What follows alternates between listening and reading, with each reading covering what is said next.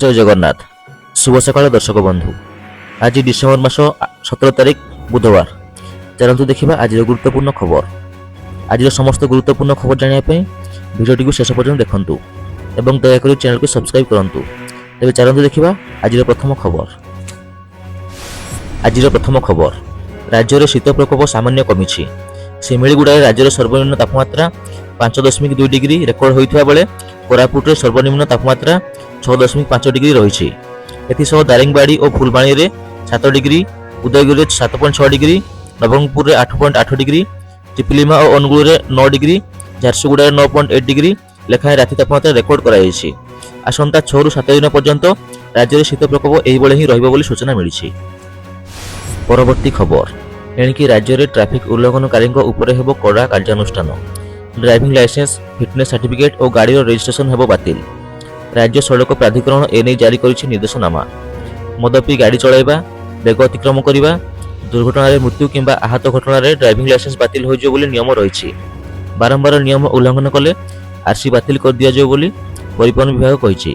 ସମସ୍ତ କାର୍ଯ୍ୟାନୁଷ୍ଠାନକୁ ବାହନ ଓ ସାରଥୀ ପୋର୍ଟାଲରେ ତୁରନ୍ତ ରେକର୍ଡ କରିବାକୁ ନିର୍ଦ୍ଦେଶ ଦିଆଯାଇଛି।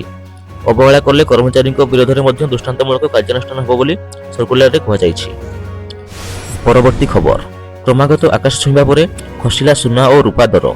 ରେକର୍ଡ ଭାଙ୍ଗୁଥିବା ସୁନା ରୂପା ଦର ଆଜି ହ୍ରାସ ପାଇଛି, ଯାହାଫଳରେ ଗ୍ରାହକଙ୍କୁ ସାମାନ୍ୟ ଆଶ୍ୱସ୍ତି ମିଳିଛି। ତେବେ ଆଜି କେତେ ରହିଛି ସୁନା ଦର, ଚାଲନ୍ତୁ ଦେଖିନେବା। 24 କ୍ୟାରେଟ୍ ସୁନା ଦର 10 ଗ୍ରାମ ପିଛା 1113 ଟଙ୍କା କମିଛି। 1,33,249 ଟଙ୍କାରୁ 1,32,136 ଟଙ୍କାକୁ ଖସିଛି ସୁନା ଦର। 22 କ୍ୟାରେଟ୍ ସୁନା ଦର 10 ଗ୍ରାମ ପିଛା 1,019 ଟଙ୍କା ହ୍ରାସ ପାଇଛି। ରୂପା ଦର କିଲୋଗ୍ରାମ ପ୍ରତି 1,446 ଟଙ୍କା କମିଛି। 1,93,417 ଟଙ୍କାରୁ 1,91,971 ଟଙ୍କାକୁ ଖସିଛି ରୂପାର ଦର। ପରବର୍ତ୍ତୀ ଖବର, ଜି ରାମଜି ରାଜ୍ୟଗୁଡ଼ିକୁ ଆଇନ କାର୍ଯ୍ୟକାରୀ ହେବାର 6 ମାସ ମଧ୍ୟରେ ନୂତନ ବ୍ୟବସ୍ଥା ଅନୁଯାୟୀ ଯୋଜନା ବିକଶିତ କରିବାକୁ ପଡ଼ିବ। ସରକାର କହିଛନ୍ତି ଯେ ବିକାଶ ଭାରତ 2047 ଲକ୍ଷ୍ୟ ହାସଲ କରିବା ପାଇଁ ଆଧୁନିକ ଭିତ୍ତିଭୂମି ପ୍ରତିଷ୍ଠା କରାଯିବା ଆବଶ୍ୟକ। ତେଣୁ ଯୋଜନାରେ ପରିବର୍ତ୍ତନ ହେବା ଆବଶ୍ୟକ। ସରକାର କହିଛନ୍ତି ଯେ ଏହାର ଉଦ୍ଦେଶ୍ୟ ହେଉଛି ସ୍ଥାୟୀ ଗ୍ରାମୀଣ ଭିତ୍ତିଭୂମି ନିର୍ମାଣ କରିବା, ଜଳ ସୁରକ୍ଷା ସୁନିଶ୍ଚିତ କରିବା, ଜୀବିକା ନିର୍ବାହର ସୁଯୋଗ ପ୍ରଦାନ କରିବା ଏବଂ ବିକାଶ କାର୍ଯ୍ୟ କରିବା।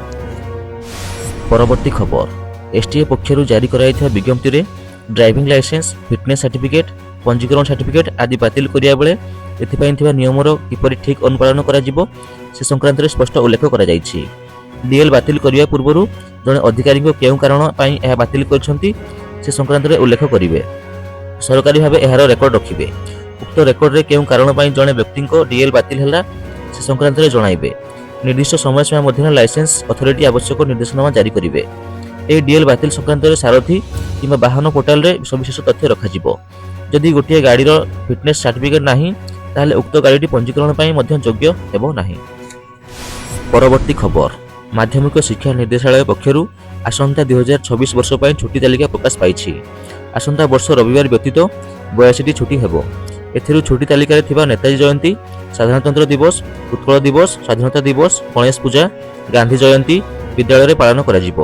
ଗ୍ରୀଷ୍ମ ପ୍ରବାହକୁ ଅନୁମୋଦନ କରି ମେ 6 ତାରିଖରୁ ଜୁନ 17 ତାରିଖ ପର୍ଯ୍ୟନ୍ତ ମୋଟ 38 ଦିନ ଖରା ଛୁଟି ରଖାଯାଇଛି। ସେହିପରି ଦୁର୍ଗା ପୂଜା, ଶୀତ ସମୟରେ 8 ଦିନ ଲେଖାଏଁ ଛୁଟି ରହିଛି। ପୂଜା ଛୁଟି ଅକ୍ଟୋବର 17ରୁ 26 ଯାଏଁ ହେବାକୁ ଥିବାବେଳେ ଡିସେମ୍ବର 23ରୁ 31 ଯାଏଁ ଶୀତ ଛୁଟି ତାଲିକାରେ ରହିଛି। ଜିଲ୍ଲା ଶିକ୍ଷା ଅଧିକାରୀଙ୍କ ଅନୁମତି କ୍ରମେ 2 ଦିନ ସ୍ଥାନୀୟ ଛୁଟି ଦିଆଯିବ ବୋଲି ସୂଚନା ମିଳିଛି। ପରବର୍ତ୍ତୀ ଖବର, ଭୁବନେଶ୍ୱରରେ ଆୟୋଜିତ ଫାର୍ମା ସମ୍ମିଳନୀରେ ମୁଖ୍ୟମନ୍ତ୍ରୀ ମୋହନ ଚରଣ ମାଝୀ ଘୋଷଣା କରିଛନ୍ତି ଯେ ଓଡ଼ିଶାକୁ ଆଗାମୀ ଦିନରେ ଦେଶର ଏକ ପ୍ରମୁଖ ଫାର୍ମାସ୍ୟୁଟିକାଲ ହବ୍ ଭାବେ ଗଢ଼ି ତୋଳାଯିବ। ଫାର୍ମା ସେକ୍ଟରରେ ନିବେଶ ପାଇଁ ସେ ଦେଶ ବିଦେଶର ନିବେଶକଙ୍କୁ ଆହ୍ୱାନ କରିଛନ୍ତି।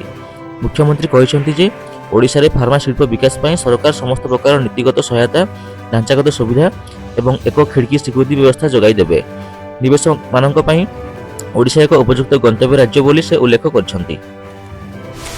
ପରବର୍ତ୍ତୀ ଖବର, ନୟାଗଡ଼ ଜିଲ୍ଲା ଖଣ୍ଡପଡ଼ା ବ୍ଲକ ଶିଖରପୁର ଉଚ୍ଚ ବିଦ୍ୟାଳୟରୁ ଚାଉଳ ହଡ଼ପ ଘଟଣାରେ ତାତିଲେ ଅଭିଭାବକ। ଫଳରେ ବିଦ୍ୟାଳୟ ଫାଟକରେ ତାଲା ମାରି ପ୍ରତିବାଦ କରିବା ସହିତ କାର୍ଯ୍ୟାନୁଷ୍ଠାନ ଦାବି କରିଛନ୍ତି ଅଭିଭାବକ ଓ ସ୍ଥାନୀୟ ଜନତା। ମିଳିଥିବା ସୂଚନା ଅନୁଯାୟୀ ଗତ 2 ଦିନ ହେବ ବିଦ୍ୟାଳୟରୁ ପଞ୍ଚାୟତର ପୂର୍ବତନ ସରପଞ୍ଚ ବାଇକ୍ ଯୋଗେ ଚାଉଳ ବୋହିବା ଘଟଣାର ଭିଡ଼ିଓ ଭାଇରାଲ ହେଉଥିଲା, ଯାହାକୁ ନେଇ ସାଧାରଣରେ ଅସନ୍ତୋଷ ପ୍ରକାଶ ପାଇବା ସହିତ କାର୍ଯ୍ୟାନୁଷ୍ଠାନ ଚେତାବନୀ ଦେଇଥିଲେ ସ୍ଥାନୀୟ ବାସିନ୍ଦା। ପରବର୍ତ୍ତୀ ଖବର, ଏଥର ଆଇପିଏଲ୍ ଖେଳାଳି ନିଲାମରେ ମଙ୍ଗଳବାର ପ୍ଲେୟାରଙ୍କ ଉପରେ ଟଙ୍କା ବର୍ଷା କରିଛନ୍ତି ବିଭିନ୍ନ ଫ୍ରାଞ୍ଚାଇଜ୍। ଆଇପିଏଲ୍ ଇତିହାସରେ ବିଦେଶୀ ଖେଳାଳିଙ୍କ ମଧ୍ୟରୁ କ୍ୟାମରନ୍ ଗ୍ରୀନ୍ ସବୁଠୁ ଅଧିକ ଟଙ୍କାରେ କିଣା ହୋଇଛନ୍ତି। କ୍ୟାମରନ୍ ଗ୍ରୀନ୍ଙ୍କୁ କିଣିବା ପାଇଁ ଅନେକ ଦଳ ମଧ୍ୟରେ ନିଲାମ ଟେବୁଲରେ ଲଢ଼େଇ ଦେଖିବାକୁ ମିଳିଥିଲା। ରାଜସ୍ଥାନ ରୟାଲ୍ସ ଏବଂ କେକେଆର୍ ମଧ୍ୟରେ ଗ୍ରୀନ୍ଙ୍କ ପାଇଁ ଦୀର୍ଘ ସମୟ ଧରି ଲଢ଼େଇ ଚାଲିଥିଲା, ହେଲେ ଶେଷରେ ଗ୍ରୀନ୍ଙ୍କୁ କେକେଆର୍ 25 କୋଟି 20 ଲକ୍ଷ ଟଙ୍କାରେ କିଣି ନେଇଛି। ଆଜିର ଶେଷ ଖବର, ଦିଲ୍ଲୀର ବାୟୁ ପ୍ରଦୂଷଣ ଭୟଙ୍କର ସ୍ତରରେ ପହଞ୍ଚିବା ପରେ ଦିଲ୍ଲୀ ସରକାର କଡ଼ା ପଦକ୍ଷେପ ନେଇଛନ୍ତି। ଡିସେମ୍ବର 18 ଠାରୁ ବୈଧ ପିୟୁସି ସାର୍ଟିଫିକେଟ୍ ନଥିବା ଯାନବାହନକୁ ପେଟ୍ରୋଲ ପମ୍ପରେ ପେଟ୍ରୋଲ ଦିଆଯିବ ନାହିଁ।